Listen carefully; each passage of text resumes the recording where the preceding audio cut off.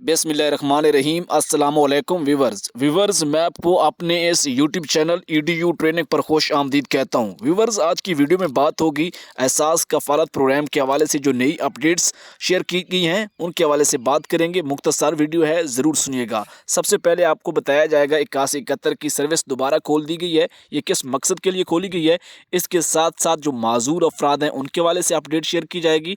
और जो तीसरी बात है वो इस साल की जो 13,000 रुपये की किस्त है अब तक क्यों नहीं जारी हो सकी, ये कब जारी होगी। इसके साथ साथ जो लोग इस प्रोग्राम में शामिल हो चुके हैं नए सिरे से, उनको 13,000 रुपये की 2022 की किस्त जारी हो चुकी है, मुझे ये कन्फर्म है। चलते हैं वीडियो की तरफ। उससे पहले कि आप चैनल को सब्सक्राइब करके बेल आइकन यानी घंटी को प्रेस करें, दबाएं, वीडियो को लाइक करें। कोई सवाल है, कोई बात पूछना चाहते हैं तो इसी वीडियो के नीचे कमेंट्स कर दें।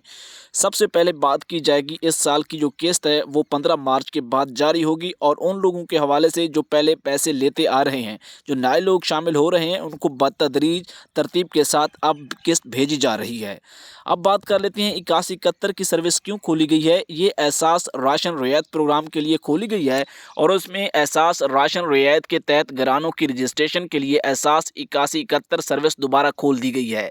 जिन घरानों के माहाना आमदनी 50,000 से कम है, उनका कोई एक फ़र्द अपना शनाख्ती कार्ड नंबर उस मोबाइल सिम से 8171 पर भेजे जो उसके नाम पर रजिस्टर हो।